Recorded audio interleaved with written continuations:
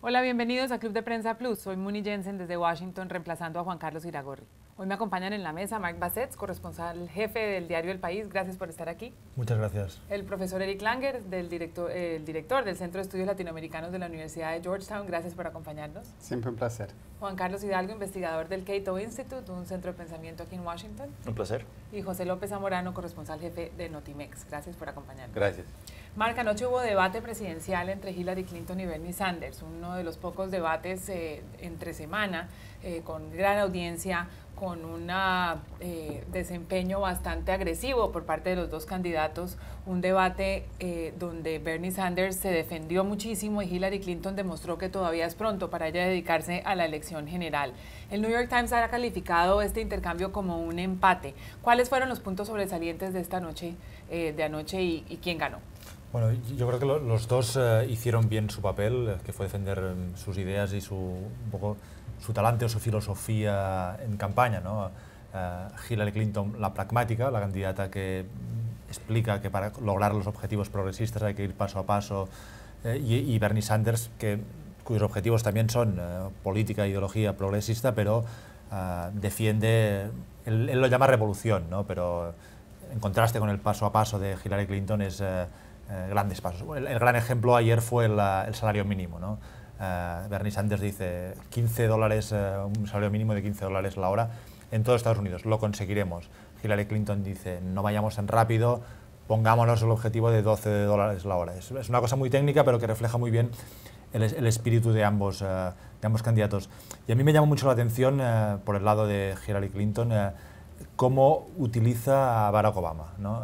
Hillary Clinton se está convirtiendo en la candidata del partido obamiano de Estados Unidos, más que del Partido Demócrata.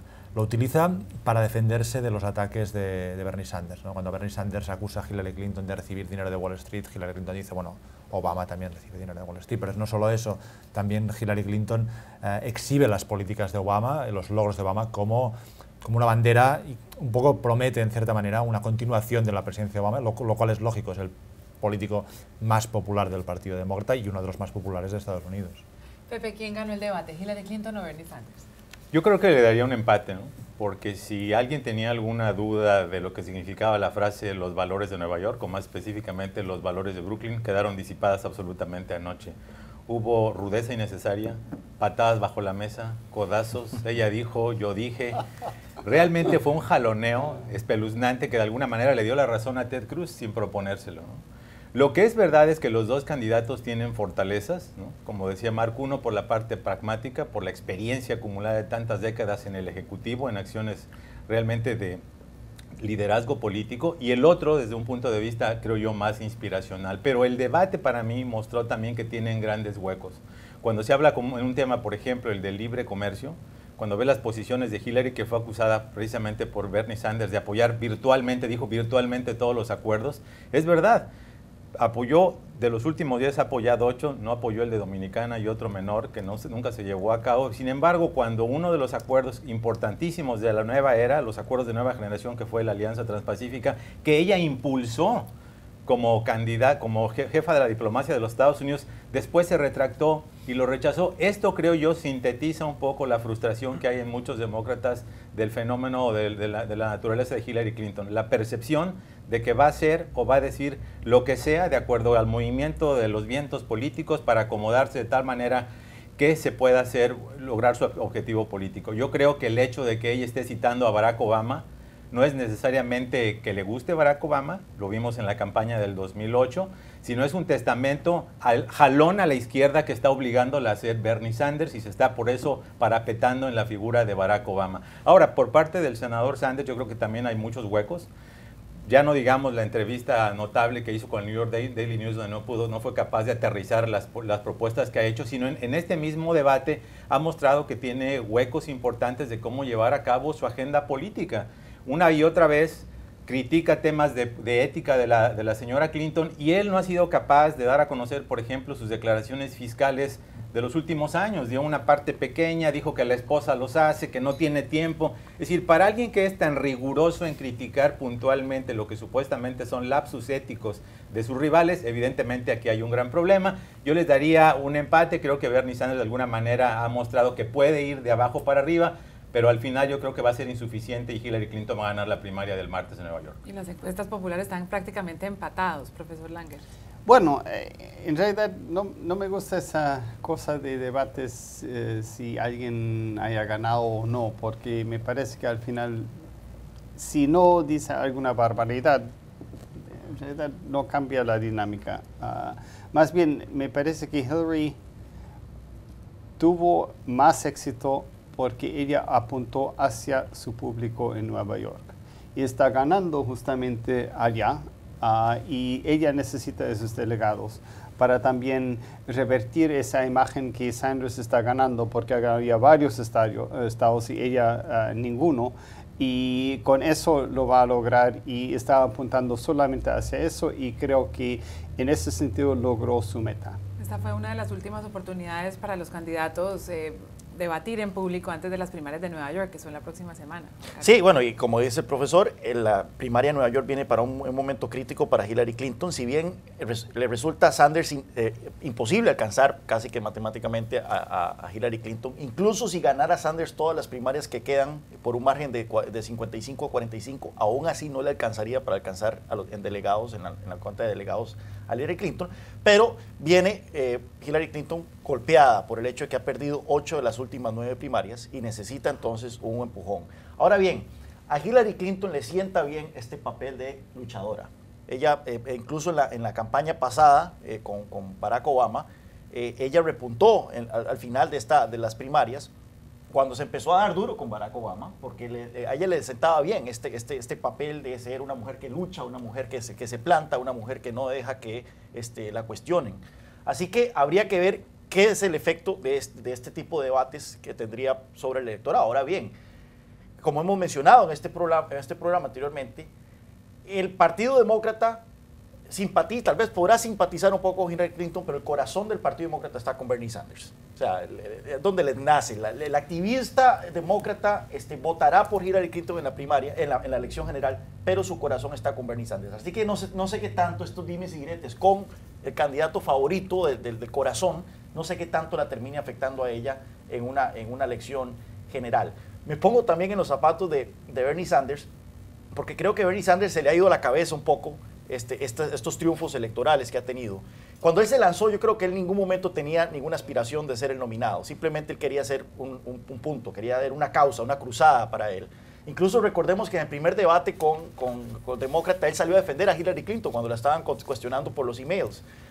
Ahora, él ve posible de que en verdad podría ganar la nominación. Y es por eso que ahora está atacando de una manera tan despiadada a Hillary Clinton. Y lo peor de todo es que si él ganara la nominación, las encuestas dicen que él podría ser presidente, porque él le ganaría a Trump, le ganaría a Cruz y le ganaría a Kasich.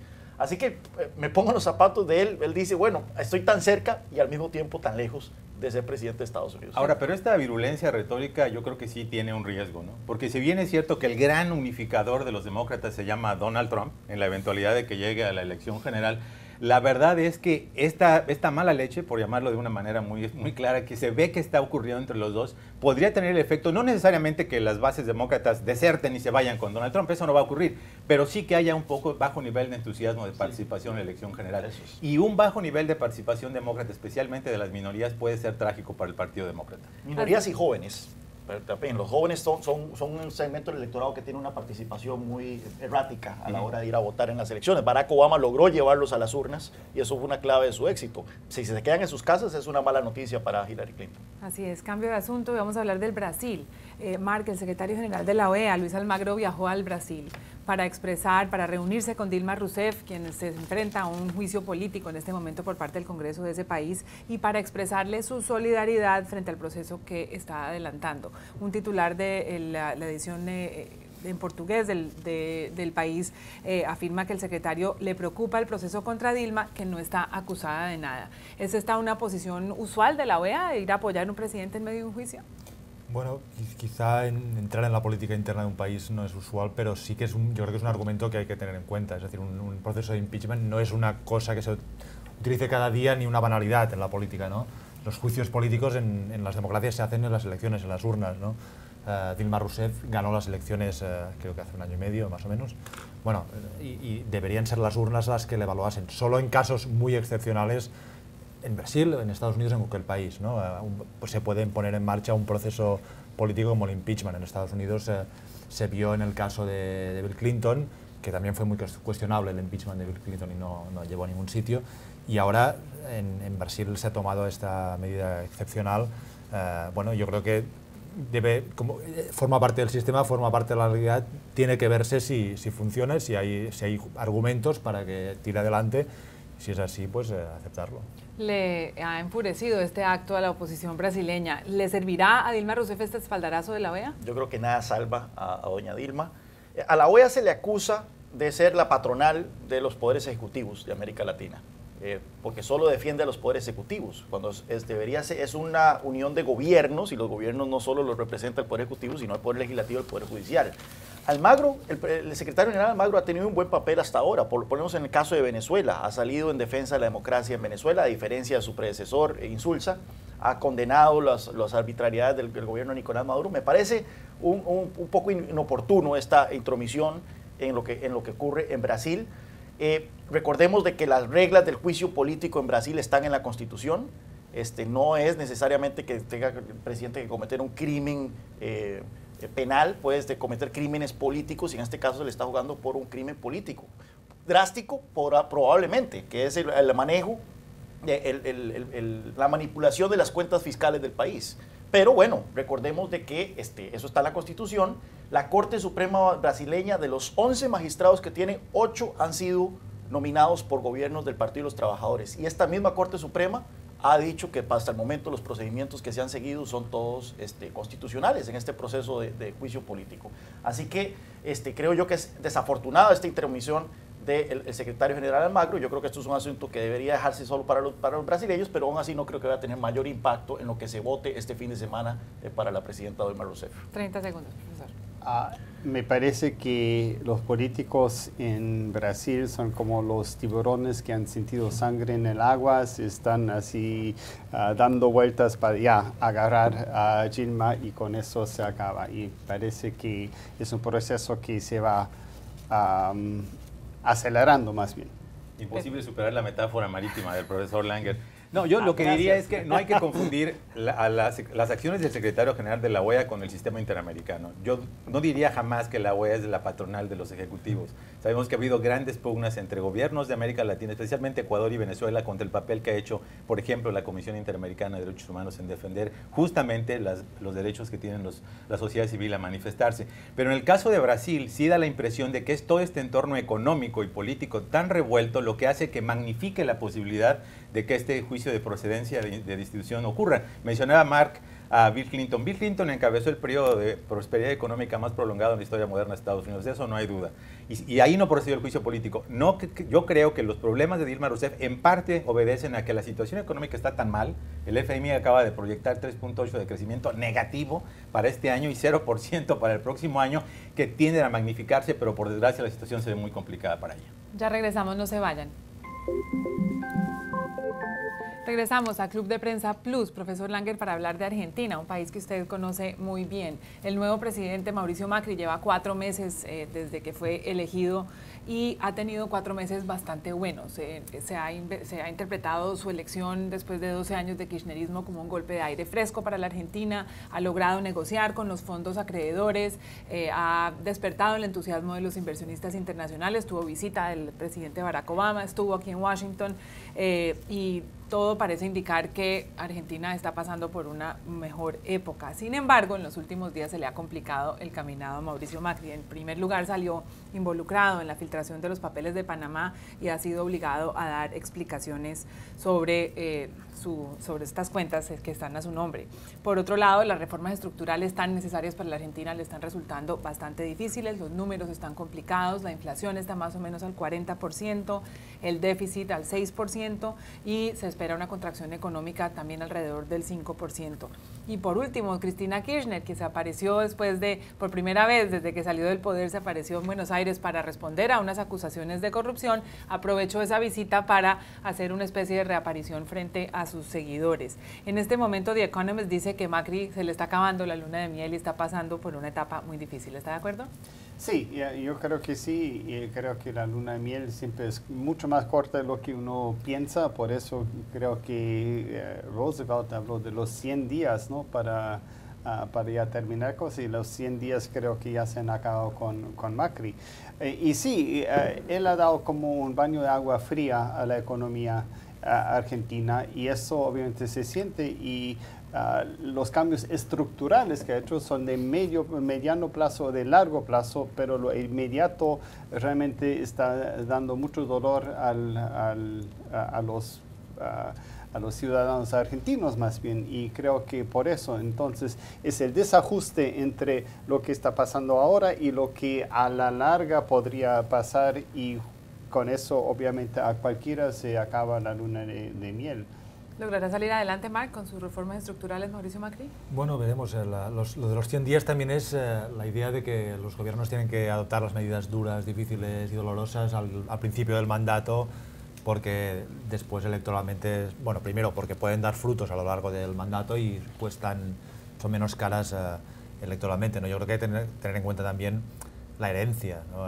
No ha tenido mucho tiempo Macri para modelar él la economía, ni responsabilizarse completamente de la situación de la economía argentina después de tantos años de kirchnerismo, ¿no? En todo caso, sí, es verdad, ha terminado esta luna de miel.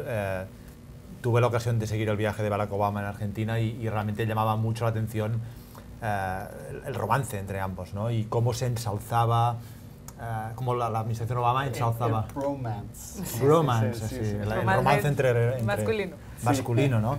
Y los elogios quizá excesivos que la administración Obama lanzaba a Argentina. Me recordaba un poco al inicio de mandato de Peña Nieto, ¿no? En México, cuando salió en la revista Time y se dijo que el milagro... Bueno, no me acuerdo exactamente los términos. Salvador de México. El Salvador de México. Y hay un poco de esto con Macri, ¿no? Quizá a veces poner las expectativas demasiado altas es una mala receta. 30 segundos. A mí me sorprende que haya habido luna de miel del todo. Recordemos que Macri no llegó con un fuerte mandato, el margen de victoria fue muy corto, muy pequeño, llegó sin control del Congreso, sin control particularmente del Senado, donde el kirchnerismo tiene una mayoría, y aún así ha logrado hacer mucho y cosas muy controversiales. El acuerdo con los llamados fondos buitre es un acuerdo muy complicado que lo logró no solo negociar, sino pasar por este Congreso que no controla. Eliminar, tiempo también. Exacto, eliminar los subsidios o por lo menos reducir los subsidios, que es un tema delicado porque son subsidios a servicios públicos y demás que afectan a un sector importante de la población, despedir empleados públicos, en fin, los ajustes que ha hecho han sido muy fuertes y a mí me sorprende que todavía el pueblo argentino tenga una visión favorable de él, puesto que los ajustes han sido dolorosos. Ya regresamos a Club de Prensa Plus. Regresamos a Club de Prensa Plus. Marc Bassets, ¿quién tuvo una semana fatal? Me sabe mal decirlo como hincha del Fútbol Club Barcelona, del Barça, pero ha tenido una semana fatal, una semana nefasta. Leo Messi, la gran estrella del Barcelona y el mejor jugador de fútbol del mundo, está pasando por un bache de juego. El Barcelona ha perdido varios partidos en la Liga de España y ha quedado eliminado esta semana de la Champions League, de la Copa de Europa ante el Atlético de Madrid. Messi está jugando mal y cuando juega mal Messi, el Barcelona juega mal y le van mal las cosas. Por lo tanto, creo que ha sido una mala semana para Messi. Profesor Langer, su candidato para la peor semana. Bueno, el candidato republicano, en este caso Donald Trump, porque perdió, Colorado no ganó ni un delegado y ahora se está quejando de que las reglas están en contra de él. Y con eso parece que es muy probable que no llegue al número de delegados que necesita para ganar la presidencia en la primera ronda de la convención. Y eso es algo completamente nuevo y muy malo para el señor Trump.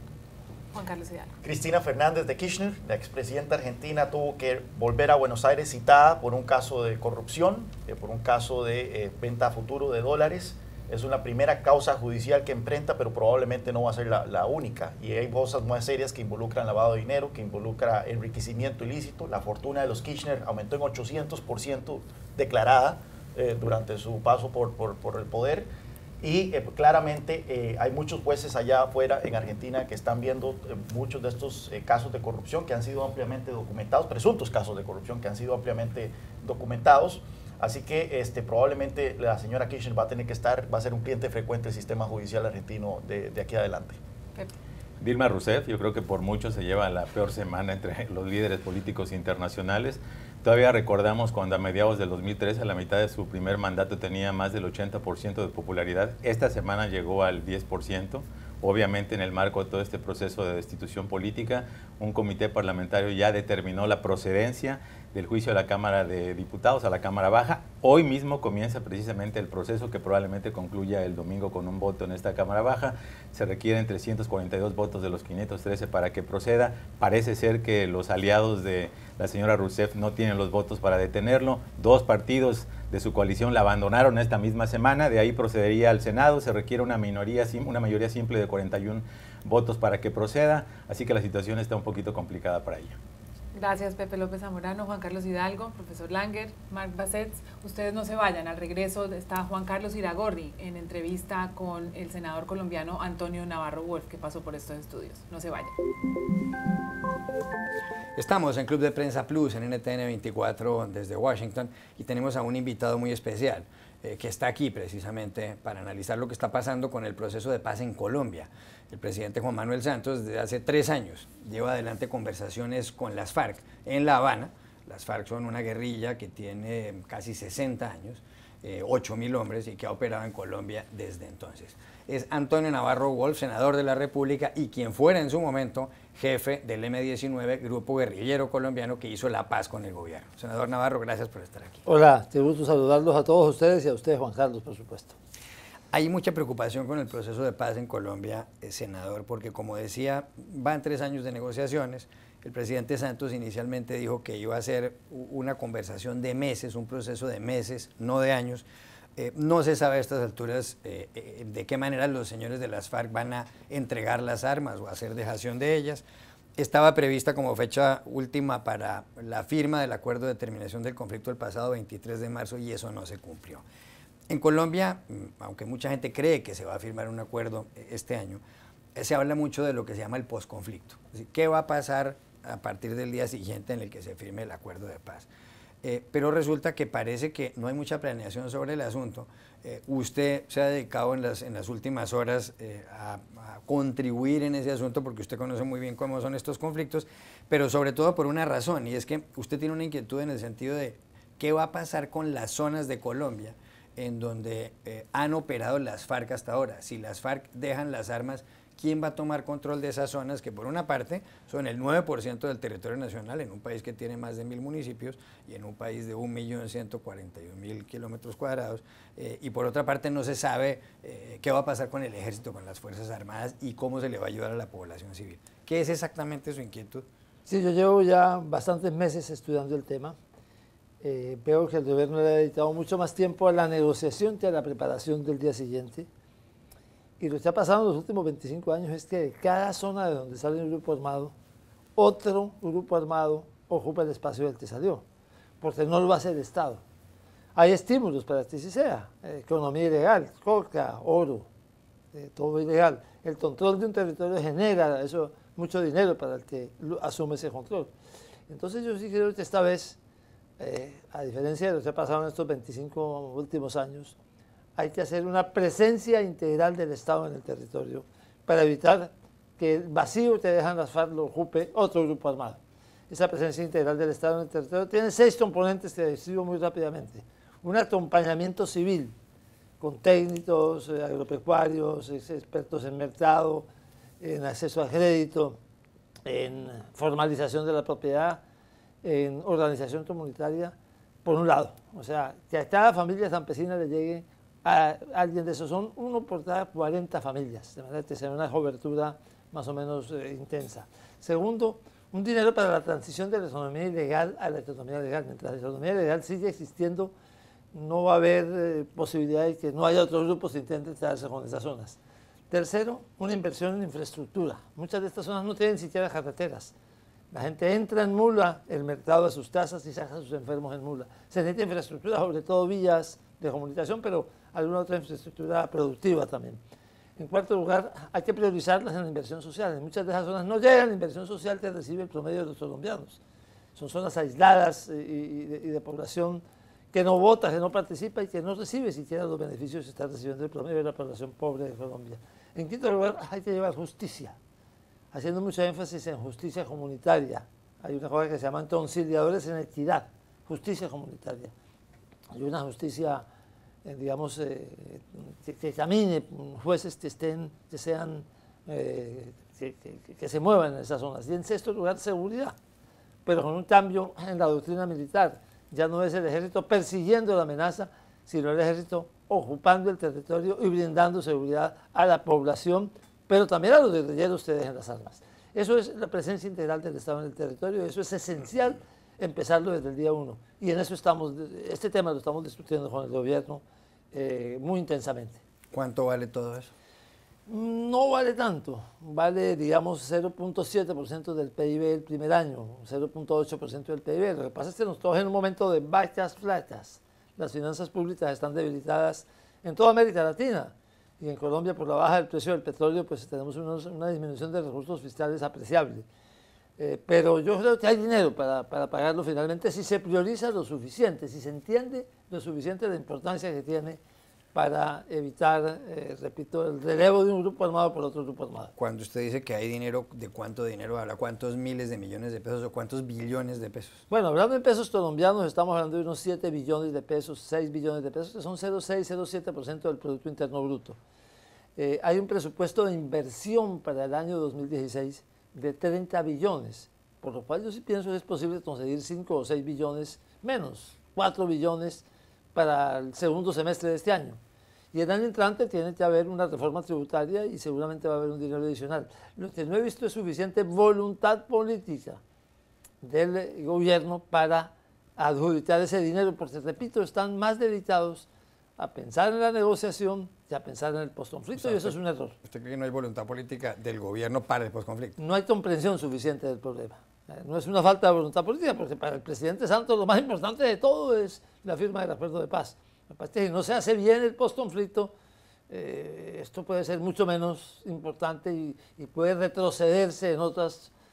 Para la misma población campesina, va a tener otros grupos armados, probablemente delincuenciales, más brutales para controlar el territorio, y entonces en vez de avanzar esa población que vive en esas áreas marginales, va a retroceder.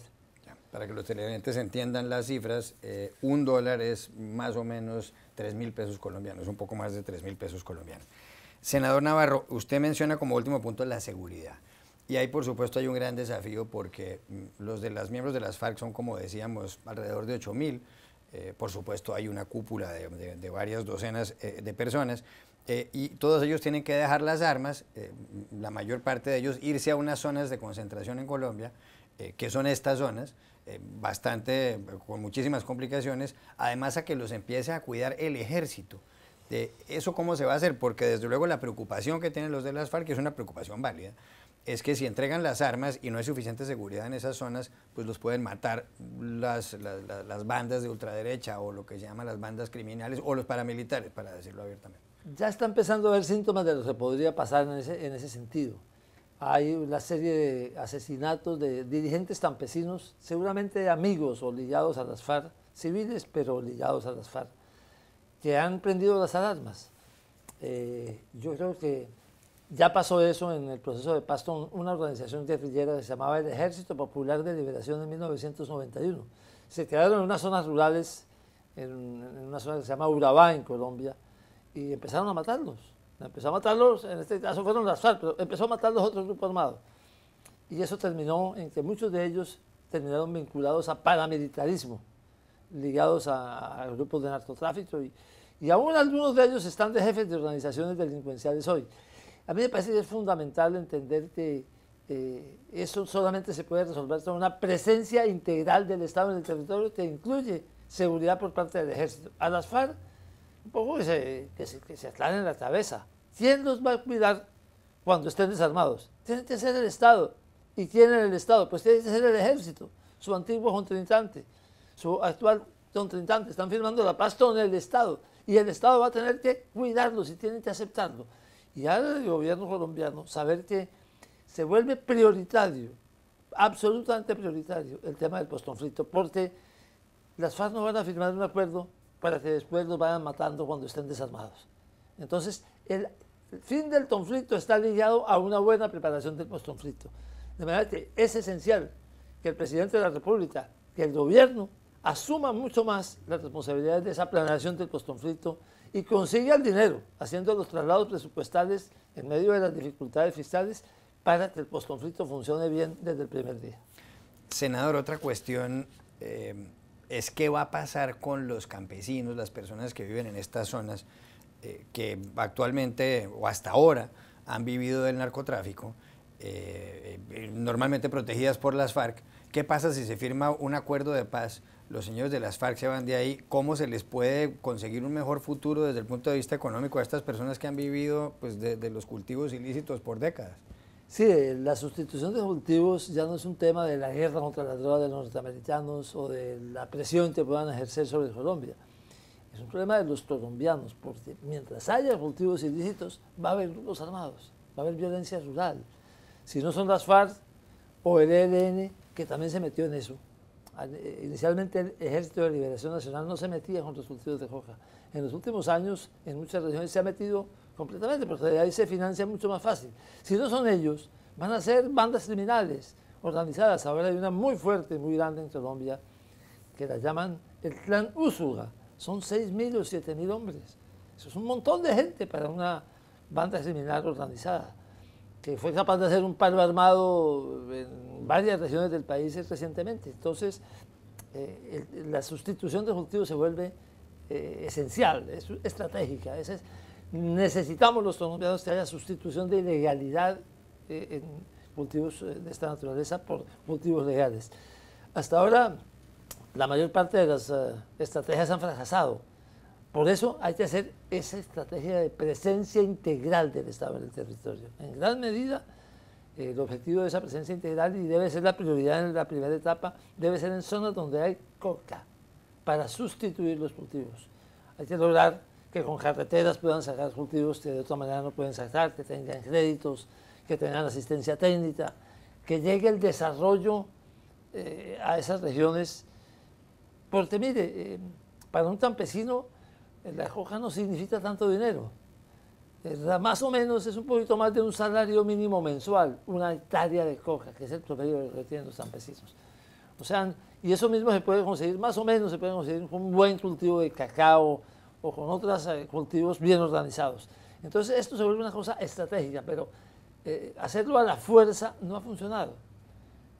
Se radican, se fumilla, se fumillaba hasta hace poco en Colombia y simplemente lo que pasaba es que se volvían a sembrar.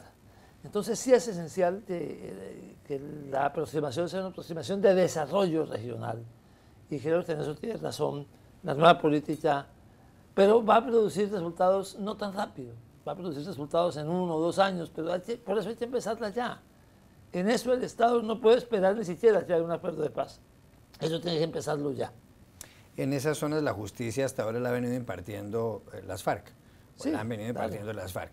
Y cuando las FARC firmen un acuerdo de paz y se vayan de ahí, entonces ¿quién va a ser de juez? Bueno, hay que tener primero más fiscales. Ya tenemos identificados 46 sitios del país donde hay que poner fiscalías que no existen. Pero hay que hacer muchísima justicia de conciliadores en equidad. Son gente de la misma comunidad, escogida por la comunidad, a quien respetan, que son voluntarios además. Se debe dar un pequeño estímulo, muy pequeño. Ejercen esa función de amable componedor, de justicia en equidad. Eso hay que fortalecer ese programa sustancialmente. Le iba a preguntar finalmente por algunas otras cuestiones que tienen que ver con el proceso de paz de las FARC. Usted se ha reunido con los negociadores de las FARC en La Habana, en Cuba. Su relación con las FARC no ha sido una relación buena. No es buena. Ellos no lo aprecian mucho a usted. Usted ha desconfiado mucho de los señores de las FARC. Repito, usted fue líder guerrillero en su momento y posteriormente ha sido gobernador, alcalde, ministro. Saco pecho porque nos dimos cuenta 25 años antes que ellos que el alzamiento armado no tenía futuro, y por eso firmamos la paz. La primera paz de América Latina contemporánea la firmamos nosotros. Y yo les dije eso, mire usted, 25 años antes nosotros nos dimos cuenta de lo que ustedes están dando cuenta ahora, pero más vale tarde que nunca. Está bien que lo hagan ahora. ¿Y ellos qué le contestan? Bueno, realmente uno de ellos tiene buen humor, ¿no? Yo he dicho en los medios colombianos que yo apoyo con todo este proceso de paz con las FARC, me parece muy importante que ellos puedan hacer política, puedan ser candidatos, pero que si son candidatos yo no voto por ellos. Entonces ellos, cuando los felicité porque estaban dando los pasos en la dirección correcta, me dijeron, ¿y ahora sí pensarían votar por nosotros? Alape me dijo eso, uno de los negociadores. Le dije, pues hasta tanto no, pero sí bienvenidos a la posibilidad de hacer política sin armas, porque eso es lo que necesita el país. ¿Usted cree que los de las FARC han cometido errores en esta negociación? Claro, llenar páginas y páginas y páginas de acuerdos y no dedicarse a ganar apoyo público. Es mucho más importante ganar apoyo público que llenar de muchas páginas los acuerdos, porque no hay gobierno que cumpla todo, eso no lo han inventado, los gobiernos son incumplidos. Y el cumplimiento va a estar relacionado con la fuerza propia que tengan las FARC para hacer cumplir lo que firmaron. Y esa fuerza propia depende del apoyo ciudadano que tengan, porque ya no van a tener armas. De manera que yo creo que el principal error es dedicarse a demostrar fuerza para mejorar la capacidad negociadora en vez de dedicarse a ganar opinión pública. Hoy la opinión pública, además, es un proceso de negociación que no tiene unanimidad, que no hay unidad entre las fuerzas políticas, hay una oposición grande de algunos sectores de la política colombiana, no tienen suficiente apoyo público y en parte ha ayudado a que eso sea así, digamos, la falta de visión de las FARC sobre lo que hay que hacer. Si las FARC entregan las armas, ¿las entregarán todas o se guardarán algunas? Bueno, no las entregan, pero eso es simbólico. O hacen dejación de las armas. Eso es simbólico. El que se rinde entrega el arma a su enemigo, pero el que no se rinde no las entrega. Pero hay que destruir las armas, hay que desarmarse. Yo creo que las FARC van a guardar armas, porque hay una incertidumbre sobre la seguridad en el postconflicto hoy. Por esa situación de las zonas rurales, donde ellos van a seguir, no se van a salir de las zonas rurales, ellos se quieren quedar en las zonas rurales donde tienen la mayor influencia política. Y entonces, como no hay certeza sobre la seguridad, creo que van a guardar parte de las armas, y eso es muy complicado, porque podría suceder que dejan unas armas, destruyen unas armas, guardan otras, empiezan a agredir estas bandas criminales por el control del territorio donde hay coca y minería ilegal, y entonces se devuelven. Eso no ha pasado hasta ahora en la historia de Colombia, pero podría pasar. De manera que por eso es tan urgente y tan importante un buen diseño y una buena ejecución del postconflicto desde el día 1. Una última pregunta. En Colombia ha habido mucha polémica por el acuerdo de justicia transicional con las FARC. Y por poner un ejemplo, si un miembro de las FARC ha cometido un delito de lesa humanidad, un delito grave, y lo confiesa rápidamente y da todos los detalles del delito que ha cometido, pues la sanción será una restricción efectiva de la libertad, no en una prisión, puede ser en un municipio, eso no se ha establecido muy bien, o en una finca, por decir algo, durante entre 5 y 8 años, o de entre 5 y 8 años sería esa pena, y además tendría derechos políticos, podría ser elegido a corporaciones públicas. ¿A usted le parece que eso es lo correcto? ¿O usted, ese sapo tiene que tragárselo, como se dice en la sociedad colombiana, definitivamente? Mire, hay que decir dos cosas sobre eso. Primero, nunca antes en la historia de Colombia, y yo diría que en muchísimos conflictos, ha habido algún tipo de justicia al final de un proceso de conflicto. Sino que ha habido indulto, amnistía, archivo de los procesos y no más. O sea, ese sapo, a lo largo de los procesos de paz, se lo ha tragado a la sociedad y ha dicho, perdono, pero no olvido, pero perdono. Pero esto solamente no va a ser para las FARC, también va a ser para miembros del Estado. Hay un montón de miembros de la fuerza pública que han cometido delitos graves, como matar civiles para hacerlos pasar por guerrilleros y de esa manera usarlos para ascender en el escalafón. Son miles los casos. En Colombia se llaman falsos positivos. Y ellos también van a tener que tener un perdón, porque hay un dicho popular, todos en la cama o todos en el suelo. Creo que hay que encontrar una solución jurídica tanto para los guerrilleros que cumplan y que digan la verdad. Y me parece que ese decir la verdad está bien. Es decir, en Sudáfrica decían la verdad y les perdonaban completamente. A ti dicen la verdad y les dan un tratamiento favorable. Entonces está bien eso, pero no solamente para los guerrilleros, sino también para los agentes del Estado que en el marco del conflicto han cometido delitos graves. Gracias por haber estado aquí. Muchas gracias. Y a ustedes hasta la próxima.